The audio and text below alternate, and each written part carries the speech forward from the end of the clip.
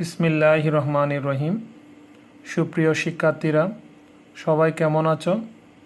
আশা করি সবাই আল্লাহর রহমতে ভালো আছো, সুস্থ আছো এবং নিরাপদে আছো। তোমাদের সবাইকে অনলাইন ক্লাসে স্বাগতম। আমি তোমাদের সাথে রয়েছি তোমাদের শিক্ষক শহীদুল আলম, প্রভাষক, ব্যবস্থাপনা বিভাগ, কুলগাঁও সিটি কর্পোরেশন কলেজ, বাজিদ বুস্তামি, চট্টগ্রাম। আজকে আমি তোমাদের সাথে ফিনান্স, ব্যাংকিং ও বীমা বিষয়ের দ্বিতীয় পত্র নিয়ে আলোচনা করব। আমি এই বিষয়ে তোমাদের দুটি ক্লাস ইতিমধ্যে নিয়েছি। আমি পড়াচ্ছিলাম ব্যাংক ব্যবস্থার প্রাথমিক ধারণা, অর্থাৎ প্রথম অধ্যায়টি। আমি আগের দুটি ক্লাসে তোমাদেরকে পড়িয়েছিলাম ব্যাংক কী, ব্যাংকার কে, ব্যাংকিং কী, ব্যাংকের ইতিহাস, ব্যাংক ব্যবস্থার বৈশিষ্ট্য এবং ব্যাংক ব্যবসায়ের প্রকারভেদের মধ্যে তিনটি প্রকারভেদ পড়িয়েছিলাম। তোমরা ব্যাংক ব্যবসায়ের প্রকারভেদের মধ্যে পাঁচটা ভিত্তির উপর ভিত্তি করে ব্যাংক ব্যবসাকে ভাগ করা হয়েছে। একটা হচ্ছে মালিকানা ভিত্তিক ব্যাংক, কাঠামো ভিত্তিক ব্যাংক, তালিকা ভিত্তিক ব্যাংক, কার্যভিত্তিক ব্যাংক এবং লাস্ট ওয়ান হচ্ছে গ্রাহক ভিত্তিক ব্যাংক। গত ক্লাসে আমি মালিকানা ভিত্তিক, কাঠামো ভিত্তিক এবং তালিকা ভিত্তিক এই তিনটি ব্যাংক ব্যবস্থা সম্পর্কে আলোচনা করছিলাম। আজকে বাকি দুইটা নিয়ে আলোচনা করব। আশা করি সবাই শুনবে।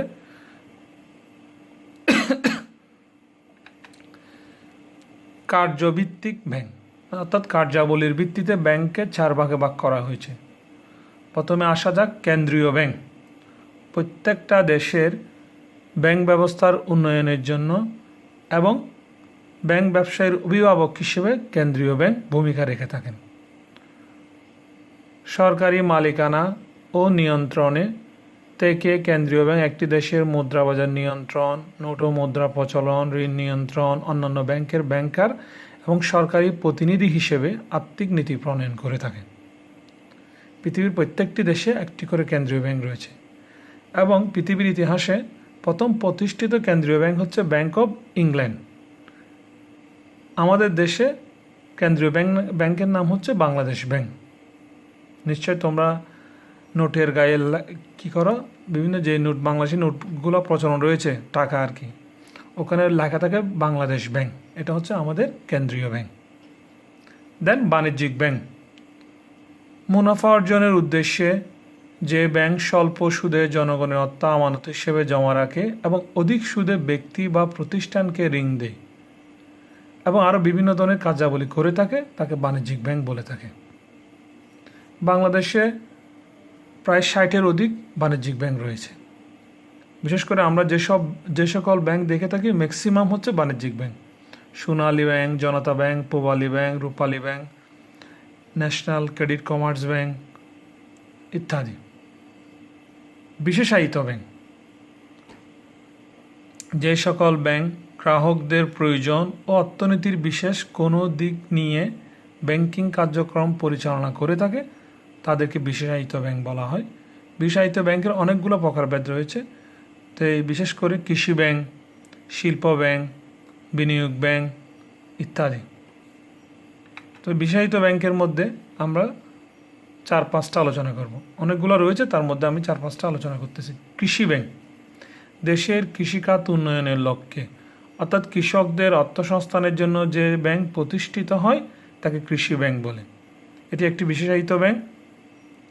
এর উদ্দেশ্য হচ্ছে কৃষকদের কৃষি যন্ত্রপাতি, সার, বীজ, কীটনাশক ইত্যাদি ক্রয়ে কৃষকদেরকে প্রয়োজনীয় মূলধন কৃষি ব্যাংক সরবরাহ করে থাকে। বাংলাদেশে এই ধরনের দুটি ব্যাংক রয়েছে, একটা হচ্ছে বাংলাদেশ কৃষি ব্যাংক আর একটা হচ্ছে রাজশাহী উন্নয়ন কৃষি ব্যাংক, রাজশাহী কৃষি ব্যাংক। দেন শিল্প ব্যাংক। শিল্প ব্যাংকও একটি বিশেষায়িত ব্যাংক। দেশের শিল্প খাতের উন্নয়নের জন্য যে ব্যাংক বিভিন্ন শিল্প কারখানায় স্থাপন, সম্প্রসারণ ও উন্নয়নে স্বল্পমেয়াদী ও দীর্ঘমেয়াদী ঋণ দিয়ে থাকে তাকে শিল্প ব্যাংক বলে থাকে। বাংলাদেশের শিল্প ব্যাংকের নাম হচ্ছে বর্তমানে Bangladesh development bank limited, BDBL। দেন বিনিয়োগ ব্যাংক, যে ব্যাংক একটি দেশের শিল্প ও ব্যবসা প্রতিষ্ঠানের মধ্যে মধ্যমেয়াদী ও দীর্ঘমেয়াদী ঋণ দিয়ে থাকে তাকে বিনিয়োগ ব্যাংক বলে। এছাড়াও তারা বিভিন্ন ধরনের শেয়ার ক্রয় কেনা বেচা করে থাকে, বিভিন্ন কোম্পানির অবলেখক হিসেবে কাজ করে থাকে। বাংলাদেশে এরকম একটি ব্যাংক রয়েছে, ওটার নাম হচ্ছে ICB, investment corporation of Bangladesh. এটি বাংলাদেশের একমাত্র বিনিয়োগ ব্যাংক। দেন সমবায় ব্যাংক। সমবায় আইনের ধারা গঠিত ও পরিচালিত ব্যাংককে সমবায় ব্যাংক বলা হয়। গ্রামাঞ্চলের দরিদ্র কৃষকদের সহায়তা করার জন্য এবং ক্ষুদ্র চাষিদের সহায়তা করার জন্য এই ব্যাংকটি প্রতিষ্ঠিত হয়েছে। বাংলাদেশ সমবায় ব্যাংক নামে বাংলাদেশে একটি ব্যাংক রয়েছে। দেন ক্ষুদ্র কুটির শিল্প ব্যাংক। স্বল্প উন্নত ও শিল্প অনগ্রসর যে সকল এরিয়া রয়েছে বাংলাদেশে, অর্থাৎ ক্ষুদ্র কুটির শিল্প উন্নয়নের জন্য যে ব্যাংক অর্থ সরবরাহ করে থাকে তাকে ক্ষুদ্র কুটির শিল্প ব্যাংক বলা হয়ে থাকে। বাংলাদেশের ব্যাংকটার নাম হচ্ছে basic bank, Bangladesh small and cottage industries bank limited সংক্ষেপে বলা হয়। আরও অনেক ধরনের বিশ্বায়িত ব্যাংক রয়েছে, তোমরা এগুলো বই থেকে পড়ে নেবে। আমি তার মধ্যে 4-5টা আলোচনা করলাম। মোটামুটি এগুলো হচ্ছে বিশেষায়িত ব্যাংক। দেন অন্যান্য ব্যাংক, অর্থাৎ উপরোক্ত বিভিন্ন ধরনের ব্যাংক ছাড়াও আরও কিছু ব্যাংক রয়েছে। তার মধ্যে আমরা দেখতে পাচ্ছি 4 ধরনের ব্যাংক রয়েছে অন্যান্য ব্যাংকের মধ্যে। প্রথমে আসা যাক 1 নম্বর দেশীয় ব্যাংক। যখন এই আধুনিক ব্যাংক ব্যবসার প্রচলন হয় নাই, তখন স্থানীয়ভাবে কিছু ব্যক্তি বা প্রতিষ্ঠান জনগণকে ঋণ দিয়ে থাকতো। তাদেরকে আমরা দেশীয় ব্যাংক হিসেবে অভিহিত করে থাকি। তারা হচ্ছে কারা? স্বর্ণকার, মহাজন ও বিভিন্ন ব্যবসায়ীগণ জনগণকে ঋণ দিয়ে থাকতো, অর্থাৎ ওরা ব্যাংকের কাজ করতো। ওদেরকে দেশীয় ব্যাংক নামে অভিহিত করা হয়। দেন আঞ্চলিক ব্যাংক। আঞ্চলিক ব্যাংক হচ্ছে বিশ্বের বিশেষ কোনো অঞ্চল বা এলাকার উন্নয়নের জন্য প্রতিষ্ঠিত ব্যাংককে আঞ্চলিক ব্যাংক নামে অভিহিত করা হয়। যেমন এডিবি, এশিয়ান ডেভেলপমেন্ট ব্যাংক, এটা একটা আঞ্চলিক ব্যাংক। দেন গোষ্ঠী উন্নয়ন ব্যাংক। যে ব্যাংক কোনো বিশেষ গোষ্ঠী, সমাজ বা জাতির উন্নয়নের জন্য গঠিত হয় তাকে গোষ্ঠী উন্নয়ন ব্যাংক বলে থাকে। যেমন IDB, Islamic development bank, Islamic দেশগুলোকে সহায়তা করার জন্য এই ব্যাংকটি প্রতিষ্ঠিত হয়েছে। দেন আন্তর্জাতিক ব্যাংক। আন্তর্জাতিক উন্নয়নের জন্য জাতীয় সংঘ বা অন্য কোনো আঞ্চলিক সংস্থা কর্তৃক গঠিত ব্যাংককে আন্তর্জাতিক ব্যাংক বলা হয়ে থাকে। তার মধ্যে উল্লেখযোগ্য হচ্ছে ডব্লিউবি, অর্থাৎ ওয়ার্ল্ড ব্যাংক, বিশ্ব ব্যাংক,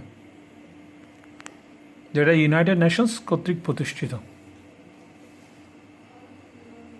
এ হচ্ছে কার্যভিত্তিক ব্যাংকের প্রকারভেদ। দেন গ্রাহক ভিত্তিক ব্যাংক, অর্থাৎ কোন ধরনের গ্রাহক রয়েছে এর উপর ভিত্তি করে ব্যাংকটাকে গ্রাহক ভিত্তিক ব্যাংকে 4 ভাগে ভাগ করছে। 1 নাম্বার হচ্ছে শ্রমিক ব্যাংক। শ্রমিকদের মধ্যে সঞ্চয়ের প্রবণতা সৃষ্টি করার উদ্দেশ্যে এবং জীবনযাত্রার মান উন্নয়নের লক্ষ্যে প্রতিষ্ঠিত ব্যাংককে শ্রমিক ব্যাংক হিসেবে অভিহিত করা হয়। বাংলাদেশে এই ধরনের কোনো ব্যাংক নেই। দেন মহিলা ব্যাংক। মহিলাদের সঞ্চয় উৎসাহিত করতে, তাদেরকে ব্যাংকিং কার্যক্রমের সাথে পরিচিত করাতে এবং তাদের ঋণদানের উদ্দেশ্যে ও প্রতিষ্ঠিত ব্যাংককে মহিলা ব্যাংক নামে অভিহিত করা হয়ে থাকে। আসলে বাংলাদেশে কোনো মহিলা ব্যাংক নেই। বাংলাদেশে বিভিন্ন ধরনের যে বাণিজ্যিক ব্যাংকগুলো রয়েছে তাদের মহিলা শাখা রয়েছে, অর্থাৎ যে শাখাগুলো শুধুমাত্র মহিলাদের যারা উদ্যোক্তা রয়েছে তাদেরকে ঋণ দিয়ে থাকে, তাদের সহায়তা করে থাকে, এই ধরনের। দেন স্কুল ব্যাংক। স্কুলের ছাত্রছাত্রীদের মধ্যে সঞ্চয় ও লেনদেনের সুবিধার জন্য যে ব্যাংক গঠিত ও পরিচালিত হয় তাকে স্কুল ব্যাংক বলে থাকে। আমাদের দেশে এরকম আলাদা কোনো স্কুল ব্যাংক নেই। আমাদের দেশে যে বাণিজ্যিক ব্যাংকগুলো রয়েছে সকল ব্যাংকগুলা স্কুল ব্যাংকিং কার্যক্রম পরিচালনা করে থাকে। তারা স্কুলের স্টুডেন্টকে, স্কুল কলেজ বিশ্ববিদ্যালয়ের শিক্ষার্থীদেরকে তাদের স্কিমের আন্ডারে নিয়ে আসছে, ব্যাংকিং স্কিমের আন্ডারে। দেন ভোক্তা ব্যাংক। ভোক্তাদের স্বার্থ সংরক্ষণ ও উন্নয়নের লক্ষ্যে যে ব্যাংক গঠিত ও পরিচালিত হয় তাকে ভোক্তা ব্যাংক বলে থাকে। অর্থাৎ তারা ভোক্তা ঋণ ভোক্তাদের বিভিন্ন ভোগ্যপণ্য ক্রয়ের জন্য যে ঋণ দিয়ে থাকে তাকে ভোক্তা ব্যাংক বলে থাকে। বাংলাদেশে ধরনের আলাদা কোনো ভোক্তা ব্যাংক নেই।